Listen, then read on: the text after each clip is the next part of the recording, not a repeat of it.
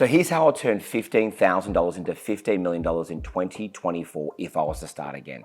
My name is Sansoni. I'm a best-selling author, I'm a global mentor, and I'm an investor. And over the last 20 years, I've been privileged enough to build from scratch a $150 million private equity firm.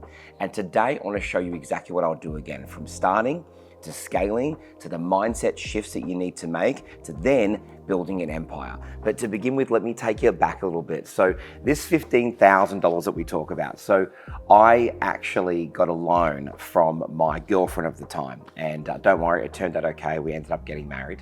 And I got a loan. And I had to start all over again. And for me, it was a big shift in my life because at the time I was working for other people, I was in a job, and I faced some really big challenges. Like to begin with, I was misunderstood. A lot of people said, what do you want to be an entrepreneur for? You're making money, you're working in a job, what do you want to do that for? And it was really challenging to begin with to be misunderstood by my family and my friends and people that were, that I was working with in my job. And then I think changing my identity, right? Because I wanted to be an entrepreneur and I'd been someone who'd worked for people for the rest of my life. So it was really challenging to begin with. And I also found that I didn't know where to start. I knew I wanted to be an entrepreneur. I really felt like I wanted to go out there and be like all these great entrepreneurs that I saw, but I didn't know what was the first move. Like, what do you do? Do you just have an idea and start with it? What do you do? And I think as well for me, I also had this real fear around money because I grew up quite underprivileged and I didn't really have any money growing up. My parents divorced, so they had to work really hard to kind of keep their households going. And so so leaving a full-time job to go and become a full-time entrepreneur and borrowing money from my girlfriend to do it and having no money coming in, that was a real challenge for me as well. And in the beginning, I really had to work through those. I had to find my new identity. I had to be okay with not having money coming in all of the time. I had to be okay with, owing my girlfriend money. And we'd only dating for a small period of time. So there was a lot of challenges at the beginning. And I had to work through each one, like being misunderstood. I had to be okay that not everyone had to be on the train of Aaron becoming an entrepreneur. I just had to believe in myself and start to move forward and know that it would start to work out. I think that not making the same money that I used to when I left my job to become an entrepreneur, I had to learn how to live on noodles, right? I had to learn how to live on less food, less going out and partying all the time. And I think as well for me, trying to really find my new identity, I think that I just had to allow myself to know that how I had been brought up, right? And maybe you relate to this, but how I'd been brought up is that if you want to be successful, you get a job, you work your ass off, you buy a house, you have 2.5 kids, and you retire when you're 70 years old, and that's happy days. Whereas I realized that that's not what I wanted to do.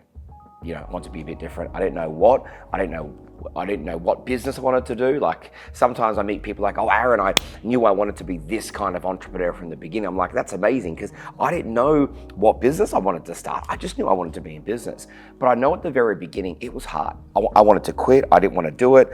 I was getting phone calls. Hey, Aaron, come back to come back to your job. You can have your same salary.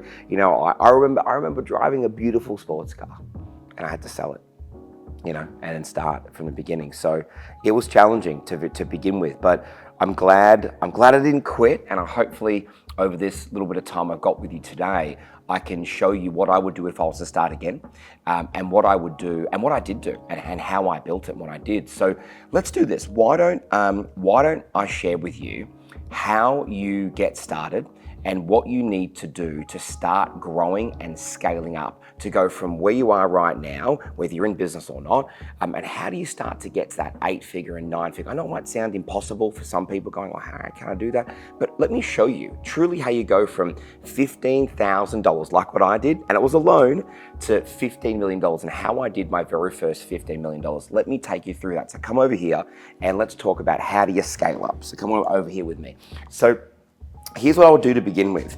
If you're going to really start from the beginning and scale up something, what you want to do is, I want to share with you something that really helped me along the way. I worked out how to look at ideas, look at business opportunities, because I had lots. I was like, what about starting a cafe? What about doing a media business? What about going into a software company? So I want to share with you a few things that really helped me to work out what was the right idea to start or to get into. I call it game on. And let me show you what it looks like. So G-A-M-E, game on. So let me take you through what I mean by game on. So start with the very beginning. If there's any business I'm starting, or if I'm thinking about doing an investment, if I was starting again and I'm trying to build, what I need to do is work out what's a great opportunity. And that's why I get asked that all the time, Aaron, what's a great opportunity? Now, having trained 700,000 people right around the world in the last 15 years, I get asked this question all the time. So the game on works out whether really it's time to move forward with that business and go and start it or go and get involved in it. So G stands for growing. Is the industry that you were thinking about getting into, is it growing, right? It might sound pretty simplistic in this idea, but is that industry growing? If you think about the trends, if you Google, you can literally Google it. You can Google trends of this industry. Is it growing? Or is it declining? I don't really want to be involved in a business where I'm jumping in, trying to follow it downhill and see where the opportunities are. I want to be involved in a growing industry. So my first question I ask myself, is the business I want to start, is the business I want to get involved with, is it actually a growing industry? Now, this next one's critical. The next thing's critical is agony, right? Now, agony is there actually a pain or an agony that a customer feels in the industry you want to get involved in, right? In the product or service you want to create. And I'll put it to you this way. This is probably the best way to think about agony and pain, right? If you are selling a product or a service, which is what every business does, B2B, B2C, it's a product or a service, right? If you're selling a product or a service and the customer you're trying to sell the product or service to doesn't actually have pain, they're not experiencing agony, then when you go to sell your product and service, it's more challenging. Because think about that for a moment. If you're trying to sell a product in an industry where they recognize there's an issue, there's a problem, we're not unhappy with the way that the current industry operates, or we don't have our needs being fulfilled, it's easy. You show your product or service, it's a great opportunity for them, they want to take it. But if they don't really feel pain or agony in that industry, what it actually means is you've got to do two sells. Right? You've got to sell your person, the person's buying from you or the business, you've got to sell them on the idea that they've got a problem. Then you've got to sell them the actual product or service. It's like, okay, you don't know you have a problem, but you have a problem. Do you agree you have a problem? Then you have to say, and by the way, I've got your solution for you. You know what I mean? It's like two sells, and it becomes more challenging when it comes to marketing. So I always want to start something or be involved in the business if I can say, yeah, there is agony in that market. Those people are experiencing some kind of pain. So this is a great way to get started and start to scale up. Then the next thing is the ability to see whether they can afford what you have, and that is money, right? Can they actually afford your solution? So you might be thinking about starting a product-based business, starting an online brand, starting a service-based business. Can they afford what you come up with? And when we might come up with this most amazing thing that can really help your health and wellness, but it's going to cost $15,000 a month to use it. Well, for some people, and 0.0001% of those people, they can probably afford that. But the majority of people might not be able to. So whatever you come up with, whatever is the product or the service that you build for the growing market that are in pain or agony, can they actually afford the thing that you're trying to sell to them? And that's really important, because if you have a sales team or you're trying to sell something yourself, if they're not a growing market, if they're not in agony, and if they can't afford the solution that you're trying to provide with your product and service, then it's really hard to grow your business, right? You're gonna spend a lot more money on marketing. You've got to work really hard to try and get the sale across the line. And guess what? They probably want to buy from you again, because they don't really see the value in it. So can they actually afford the thing you're trying to sell to them? The next one's really important as well, and that is ease to market.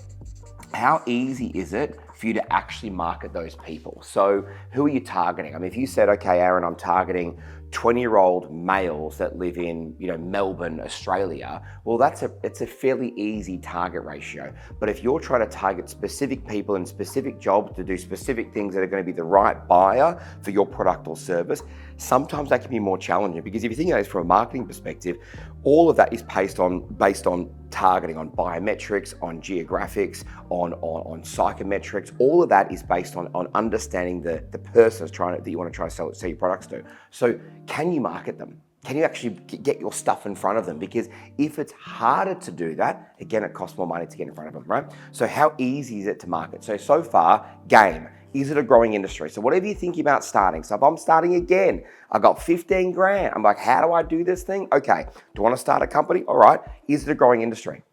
Is there agony in that market? Is there agony in that industry for those consumers?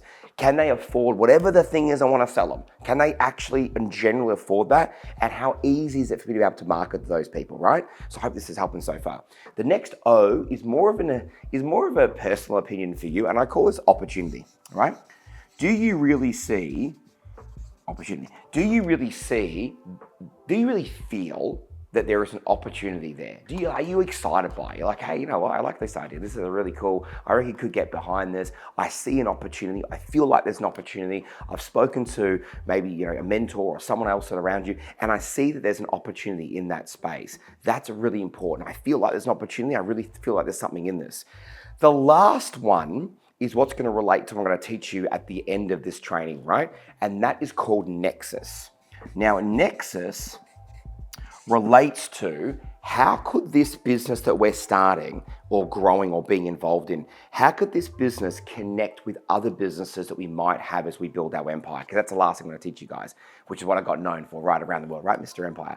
So I'm going to talk to you about that. The question is, whatever business I'm starting or getting involved in, is there a Nexus opportunity? Can it connect in a Nexus with other types of businesses that you could be involved in? Now, I'm going to talk more about that later, but every time I'm thinking about building something, if I was to start again, I'll be saying, right, can I buy into something or start something that I could then kind of almost like bolt on to something else as I went, right? I could kind of get it all working together as I build my empire, right? So game on, growing market, growing industry.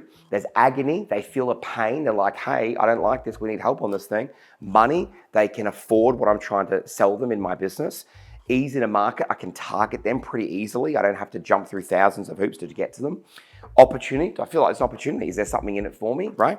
And Nexus. Is there a real opportunity to take this one business and connect it to others? Does that make sense so far? That's what I call game on. Now, the next thing I'd be doing, if I'm starting again, I'm trying to scale up my business, I want to teach you something that I created called the bank zone.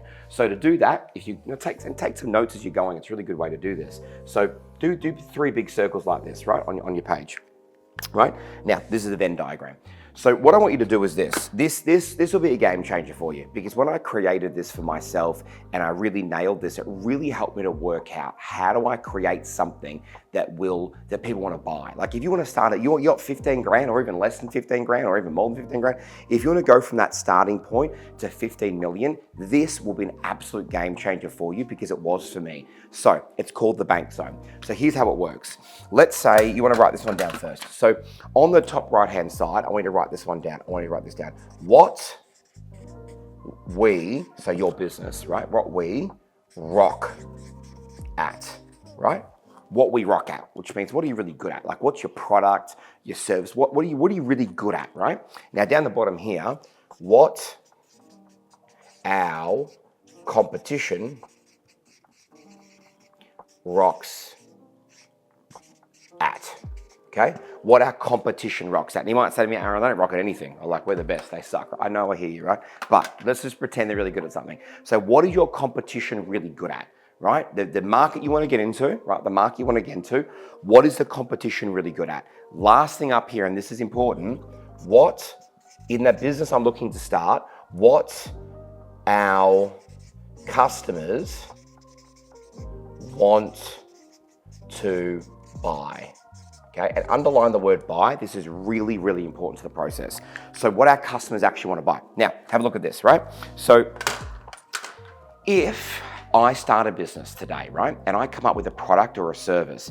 And that product or a service that I come up with, and I'm really good at it. I look at what my competition are doing. They're really good at it as well. Maybe I've got a product that is similar to what they have. But if I don't know whether the customers are actually buying the product, I'm gonna say this in a different way.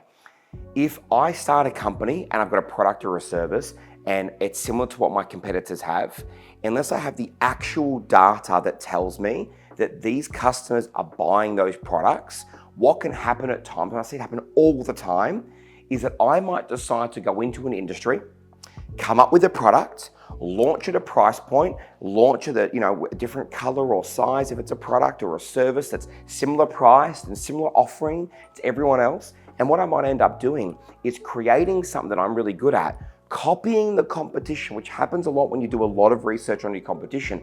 But if I don't actually know whether they're buying, I put all this money and time and effort into a business, into an idea, and what actually happens is I end up here in what I call a death zone, right? Now, a death zone is where you spend all this money to build a great product or a service, you copy what these guys are doing, but then you go to market and you get nothing. People are like, hang on, I'm not really interested in that. Because here's what's really important. Some people like the idea of your product or service. They like the idea of it, but they might not be prepared to give you money. So if I was starting again, I've got to nail this. Because if I don't nail this stuff, I could launch my first product, right? Copy the competition. But if I don't really know whether people really want to buy that thing, I'm sitting there with a ton of stock in a warehouse if it's a product, or staff sitting there with a service that they can't provide for anybody because I'm in a death zone, which is going to cost me a lot of money. Now, similarly, and this is important, you might look at the competition and you know they're selling tons of stuff. They're crushing it. They're doing really, really well. And they're over here crushing it. But you can't really totally match what they're doing. I'll give you a quick example. Let's say in Australia we have Domino's Pizza, right? So what are Domino's Pizza known for? They're known for having fast, cheap pizzas. Most people don't go, oh yeah, Domino's, they're the highest quality pizza in Australia, right? But what they're known for is fast, cheap pizzas. So if they can deliver a pizza for $9 or $10 delivered to you within 45 minutes, and you go, you know what? I really want to try and be a fast, cheap pizza place. We're going to do $13 pizzas in an hour. Well, if these guys are doing 45 minutes and $10, you're doing $13 an hour, and you want to market yourself as a fast, cheap kind of pizza place, get it right now. Well, these guys are already doing it. And do people buy? Absolutely. They've got the highest market share of pizza sales in Australia by a single company is by Domino's. So if you try to come into the market as a fast, cheap pizza place, right, as your new business you want to start up, and these guys are crushing it and people are buying it, right, then they're sitting right here making a ton of money. But you can't compete with them because they own that market. That's also a death zone.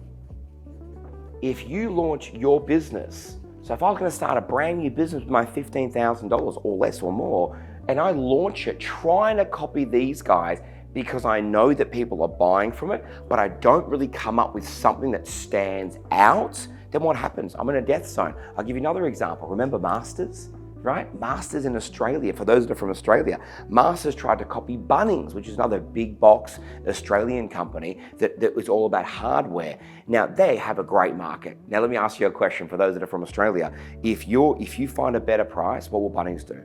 They'll beat it by 10%. Masters launched the exact same concept, but they didn't nail their difference.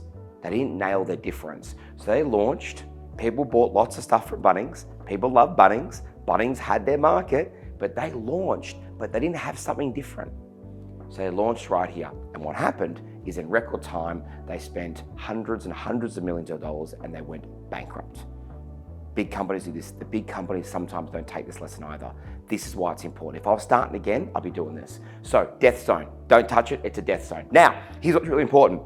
If you've got a product or a service that's really good and your competition's similar to what you do, similar price or similar type or similar kind of value stack of what they get, if it's similar to these guys and people are actually buying it, it sits right here in the middle. right? Because you're selling something that somebody else is selling or similar, and people are wanting to buy it. And you sit right here in the middle, and the middle part here, it's not terrible, but it's called the war zone.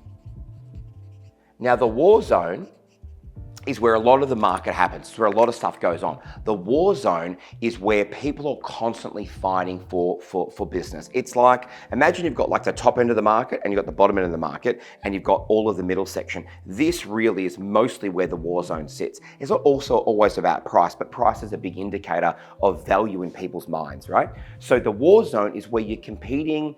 You know, you've got similar products to everybody else, at similar price points to everybody else, at similar kind of stuff. This is where most of the business is done in the world, okay? Now, here's the challenge though, okay? Unless you've got a lot of money, and let's say we're starting again, and I got 15 grand, I don't have a massive much of it, I don't wanna go up against and go into war, because what wins wars? Money. I need to go get money. I wanna grow my 15 grand, I wanna grow it to 150, to 1.5, to 15. So here's how I would do it. I would come up with a product or a service that's really good, that we can do, that they can't. They can't compete, right? They can't touch us. There's something we're doing that they're not doing, that they absolutely love. People are wanting it. They really want it. You talk to them like, wow, yeah, I want to buy that thing. Because if you can nail that, you can find this golden part right here, the money part, and I call that one the bank zone, right? You find an area where you can nail it and no one else can touch it. I'll give you another real quick example. Dyson.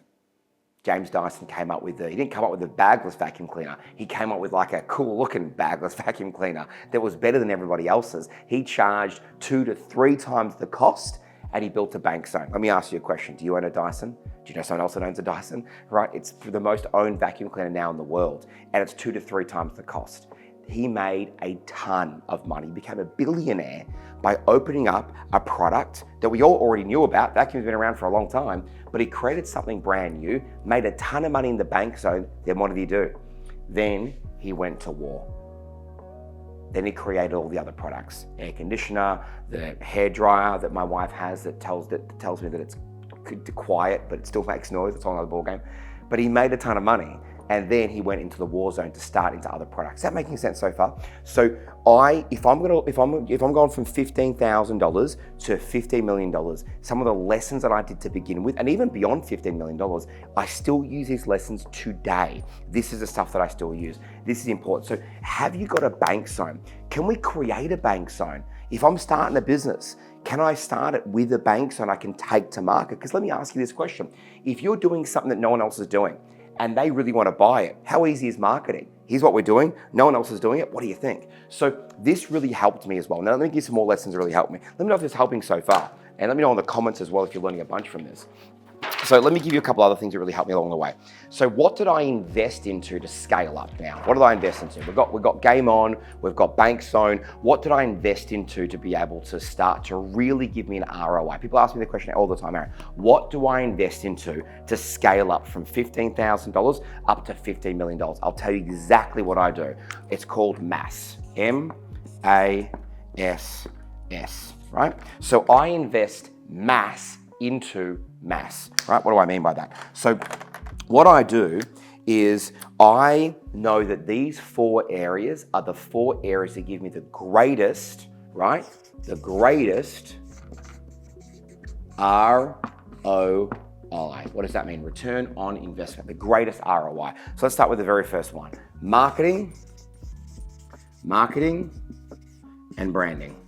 So what that means is this. I know that if I want to create a great business, I want to have your bank zone, I want to nail it, I want to spend money, and I'm happy to spend as much money as it takes on marketing and on branding. Because if I spend money on marketing and branding, I know as long as I understand my metric, like I know my return on ad spend, my ROAS, right? What I know how much money I'm spending to buy a customer, because that's effectively what marketing is, right? You give money, you get a lead and sale, and then you buy a customer. So whether it's a product sale, if it's online, you get a lead and it sells online, and you get the product and you have your GP, your margin, or if it's a service, you buy the lead, you get the lead, you convert the lead, you then make the sale. So you want to work out what does it cost you to be able to buy your customer, and I want to spend more money, lots of money on mass. So if I've got 15 grand or 150 or $1,000, doesn't matter, marketing and branding. Next thing, and I wish I knew this earlier, but the thing that really helped me when I finally got that, when I had that $15,000 that I invested into advice and mentoring. So what I did is I went and got around people that were doing what I wanted to do, right? I got around other entrepreneurs, I got around other people that are doing really well, and I got more advice and I got mentoring. Because here's the thing, right? Here's the best way to think about mentors and coaching and advice. Okay, you're paying them to give you their experience on what took them a long time and a lot of the time, a lot of money to work out. And the faster you can get that experience and advice, the faster you can implement that into your own business, into your own empire, and get an ROI, return for yourself. Now, sometimes you might work something out yourself. I know, but how long does that take you? A year, 6 months, 6 years to try and work it out yourself and try and fumble your way through it? I'd rather get the advice, pay for it, get it implemented into my life and my business right away and move forward. So advice, I spend money unlimited. I will spend, if I got 15 grand, it's going on marketing, branding, and advice. Next thing it's going on staff, right? I need team members. The reality is this, for you to go from having $15,000 to 15 million, you can't do it yourself. Okay, so you've got to start bringing on team members. You've got to start bringing on people. So what I would do is I would be bringing, this is important, how do I bring on great people? Because building the right team, the right culture is something really incredibly important for a business to go from $15,000 to 15 million. I will always get A-grade players. You've got to hire great talent. You've got to hire great people. Now, at the beginning, right, a very long time ago, I stuffed up along the way because I thought just hire, whoever I could and train them to become great. But you know what that took? A lot of time and effort to train people to try and be great. I'd rather hire the right talent, get out of their way, let them get to work and add value to your business and to your empire as well. So staff. And the last one is scale, okay? So anything that I can spend money on around scaling. So that could be getting a CRM, so like a system to be able to manage all of the contacts of your people in your business. Or it could be a dashboard. I love dashboards, right?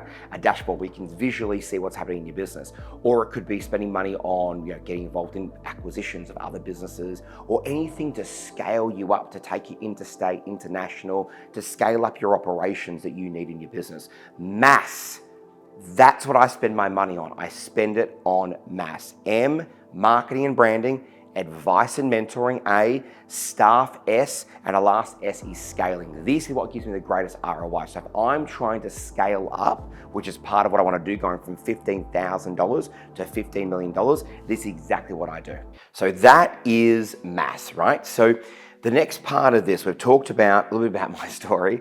We've talked a little bit about how you start up and scale up. Now I want to talk about something that I know is critical to going from $15,000 to $15 million. And that is the mindset that you've got to go through when you're going through that change. Because I'll tell you this, there is no such thing as a boom. You're just going to, you're going to go from zero to hero right away. There is a journey along the way.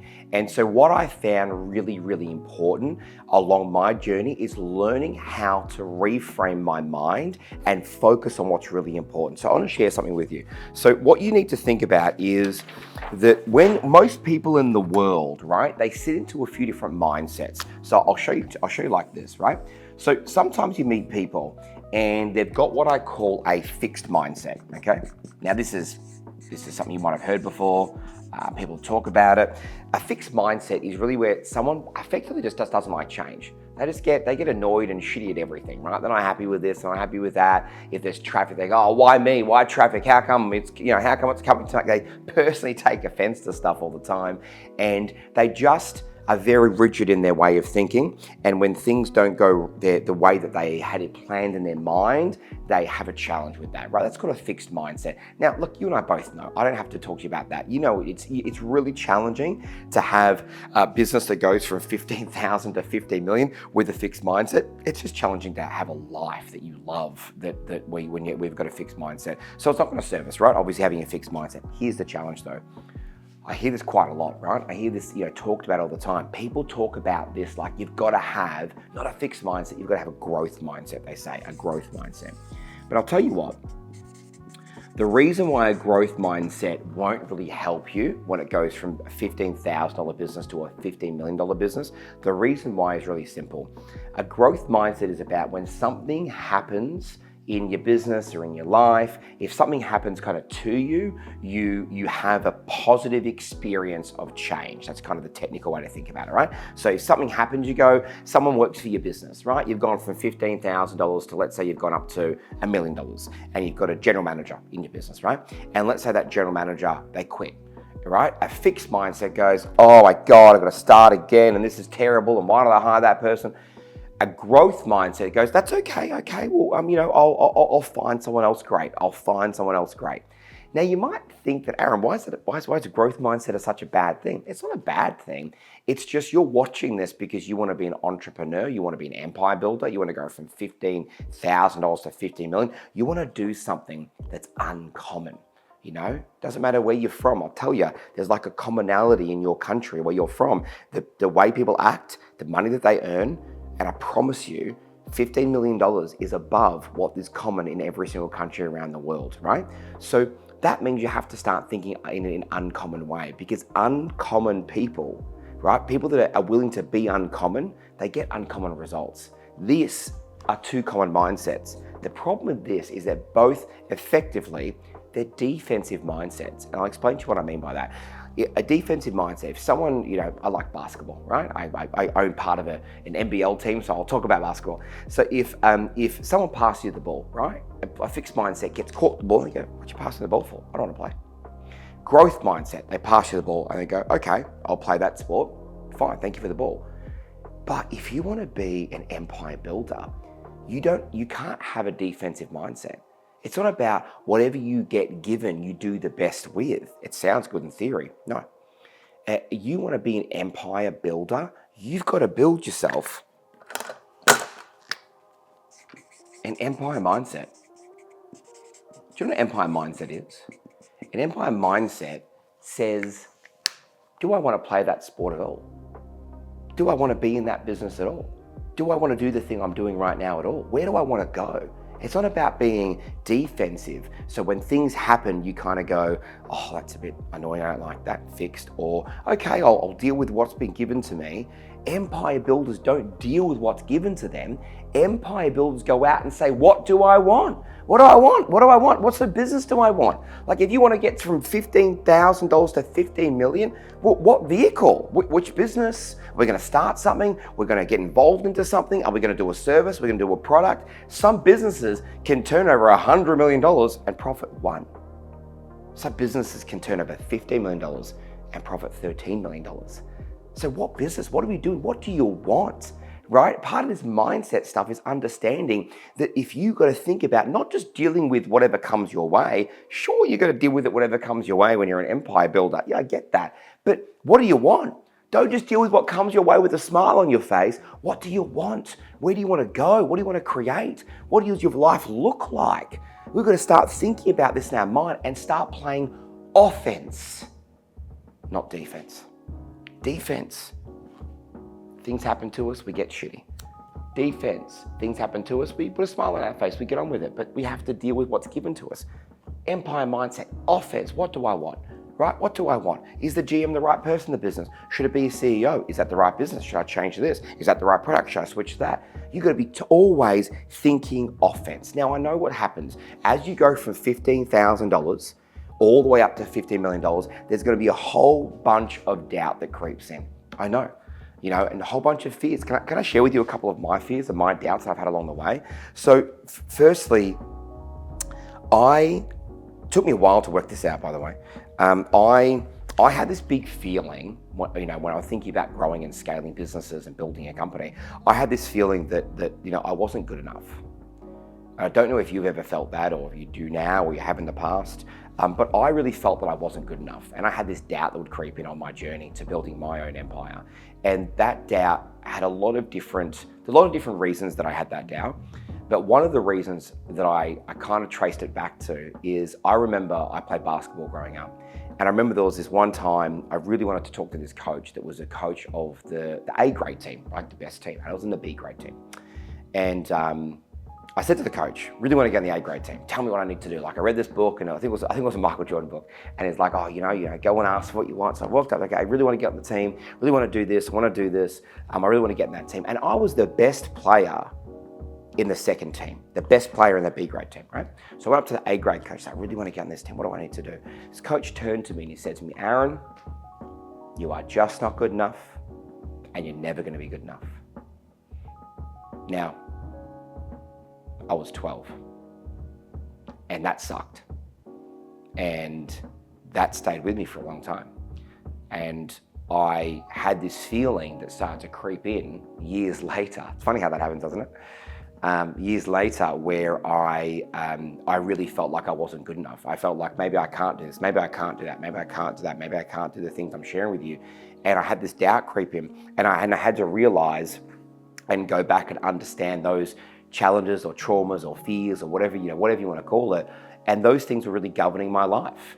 They were really governing the way that I was doing things. They were governing the way that I was feeling. They were governing the way that I was acting. And it was really getting in the way of me building my empire. And I had to go through that. So if you've ever felt like that, I felt like that.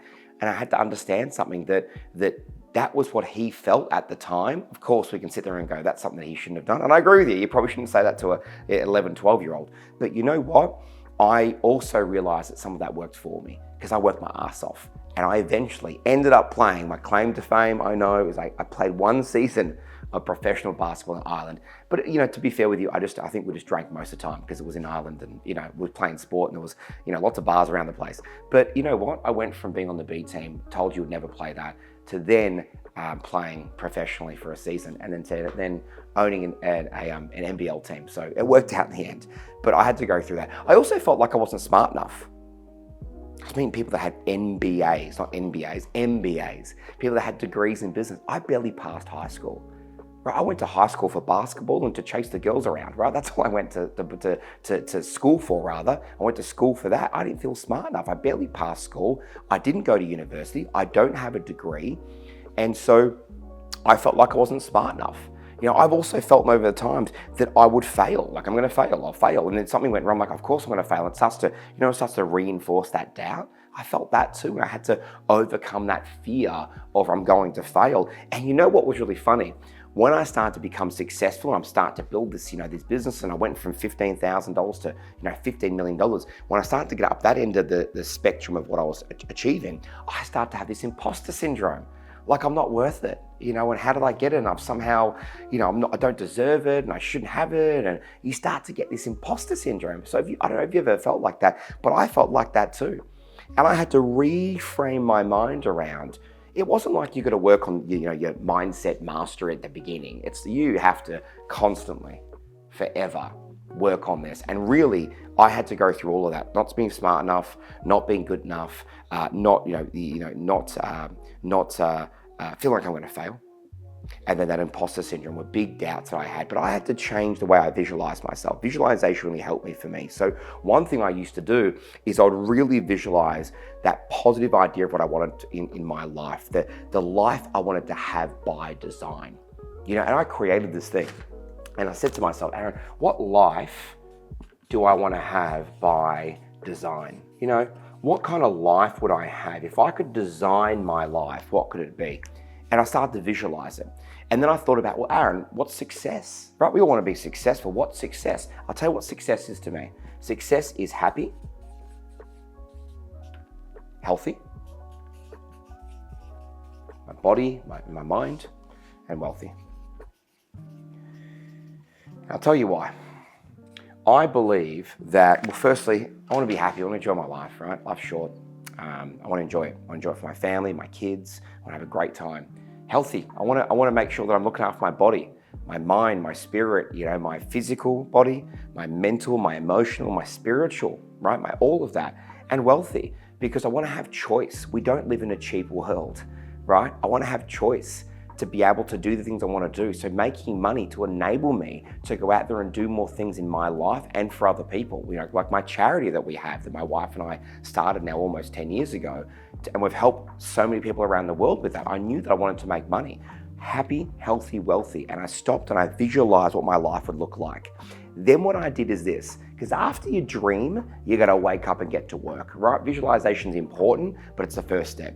After that, I came up with something. I did two things. I broke every one of my goals down from going from $15,000 to $15 million.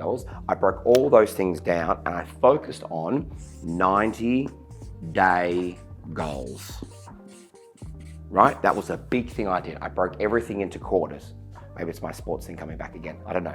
I broke it all into quarters. And I went, right, okay, what do I need to do in 90 days? Boom, boom, boom, boom, boom. What do I need to get done? What do I need to do to be happy?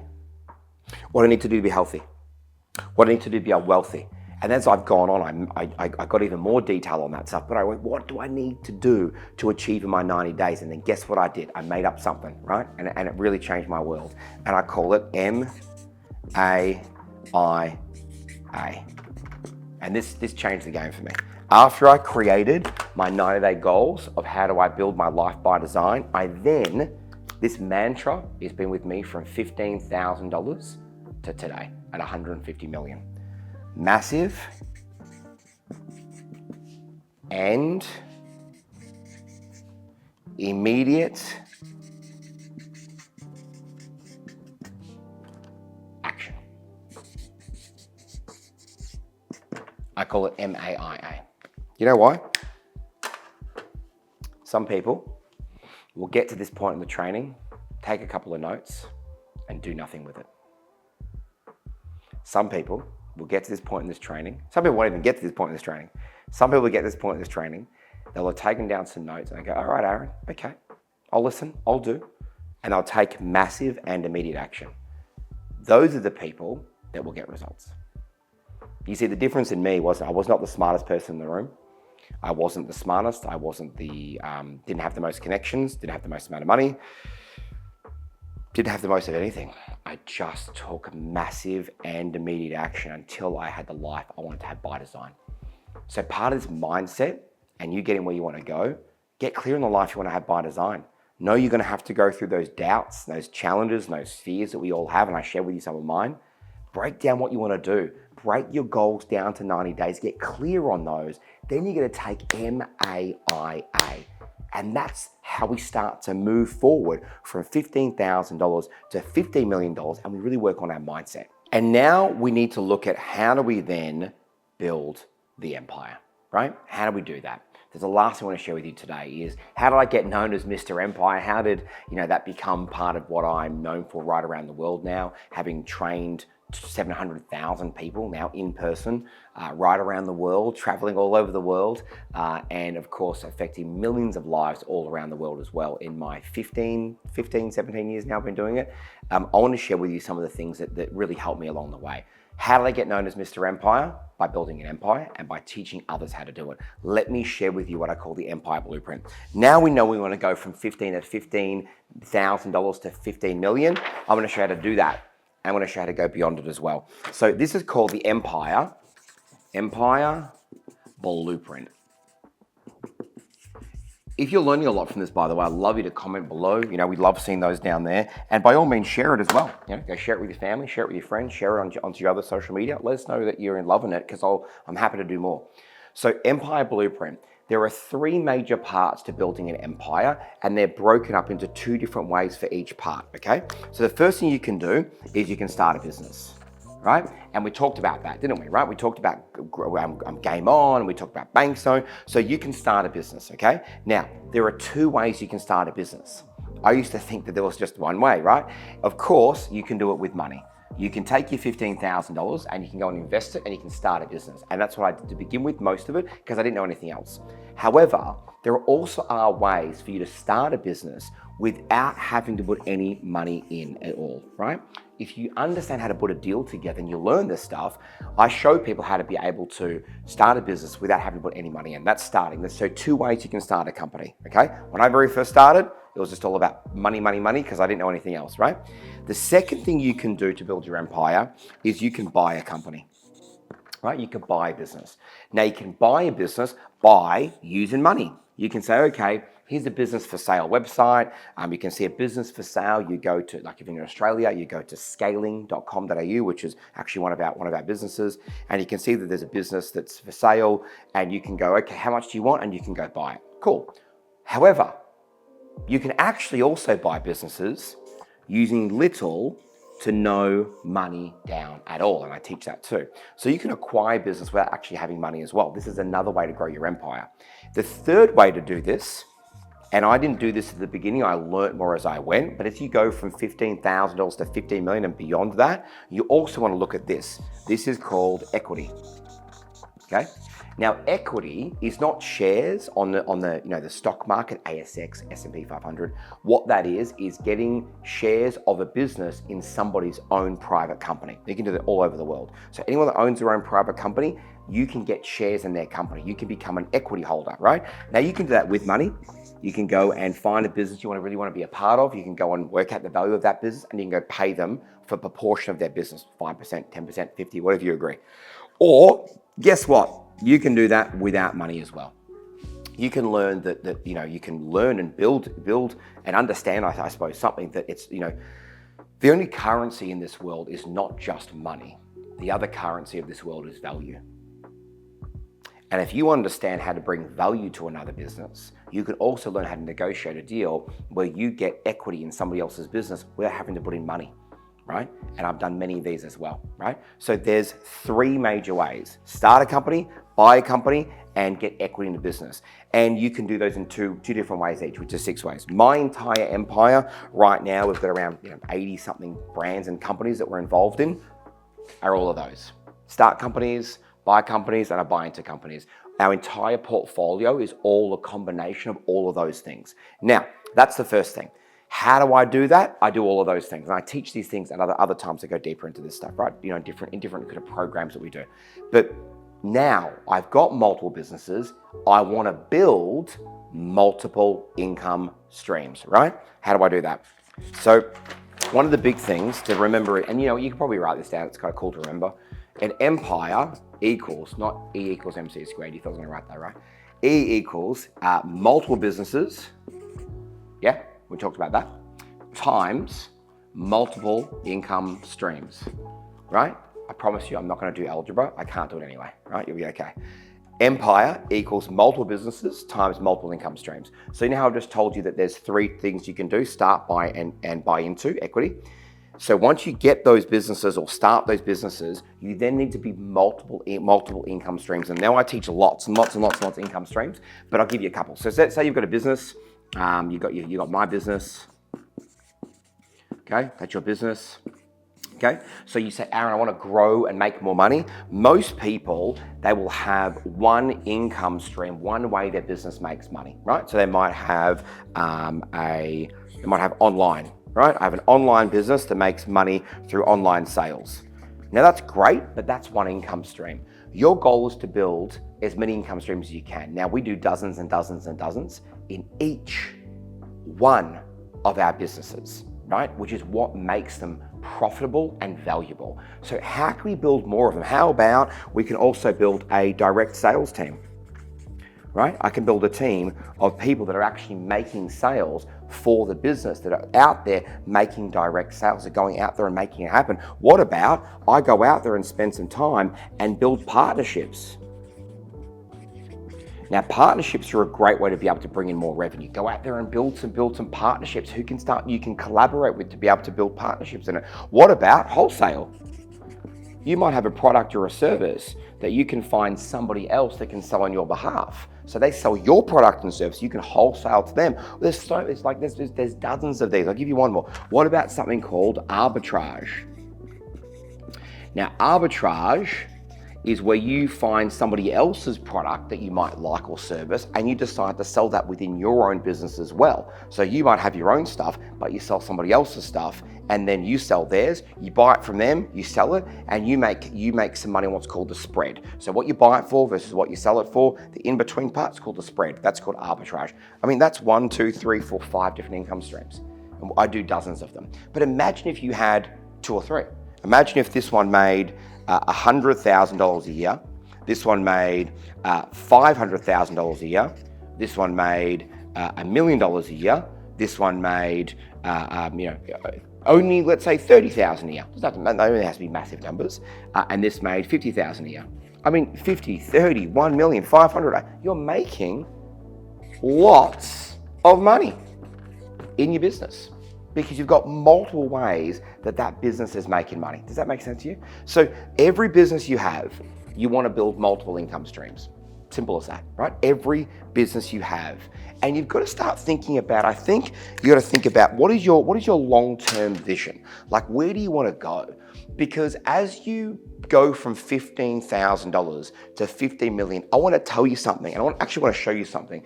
It's really important that it doesn't just go boom like that. And anyone that tells you any video that you watch and they go, oh, you can do that instantly, they're full of shit, right? It doesn't happen. Here's what happens. If you're here at $15,000, okay, and you want to grow that to $15 million, right, in your business, in your revenue, here's what actually happens, right? You're going to have to spend, your spend might go like this, right? This can be your spend line. Your spend might go like this, okay? Because your spend goes up, right? As you start to, you want to have 50, you're going to have to have infrastructure and, team and offices and all that kind of stuff, right? So your spend goes up. And what generally happens is your revenue starts at the bottom, right? Below zero, and it does this. Then eventually you make a little bit more money, right? And you start making more money, but guess what? You might go, okay, we want to scale. Let's go. Let's hire more team. Let's hire the GM. Let's get that new office. And boom, your expenses go up. And sometimes when your expenses go up, your revenue doesn't get the memo right away. And it takes a while for the revenue to catch up, right? And it kind of goes like this. So guess what? You might be making some money. You might be below the money line here. You hit what's called break even. Then you start to make a profit and you go, great, happy days, I'm making a profit. Maybe it's $1 million business, right? $1 million business. Then you decide to invest. What do you invest into? What do you invest into? Do you remember? You invest into mass. Oh, going all the way back. Mass. Marketing, branding, advice, mentoring, staff, and scaling. You decide to invest right here, right? You decide to start spending more money on mass because you decide you want to go from $1 million business to let's call it a $3 million business, yeah? And over that time, you might be making less money than what you're spending, right? Because sometimes you make more money, then you're spending more money, then you're making more money, then you spend more money. I don't know about you guys, but when I very first started, I kind of thought that it went like this is my revenue line, okay? And this is my expenses line. I felt like my expenses line did this. And I just made lots of money all of the time. It turns out I was wrong, right? It goes in peaks and troughs. So actually, I call this here, when you're making a bunch of money, I call this a patch. When you're making a little bit of money. This here, when you're going below, you're actually spending more than you're making. And why? Why are you spending more than you're making? Because you want to grow and scale. You're going to hire more staff. You want to spend money on scaling. You want to be able to get more advice. You want to be able to do more marketing. This I call a pit. You're making less money than you wanted. Then you start making money again. Then I call this a pile. Why do I call this a pile? Because you might go from making, let's say $100,000 profit per quarter to making $10 million profit per quarter or making $1 million profit per quarter, right? Now, if you want to go from 100K per quarter to $1 million profit per quarter, you're going to have to scale on the way to get there. Because you know what I'll tell you, and this is really important. I'd love you to write this down because I think it's critical. I'll tell you this. Effort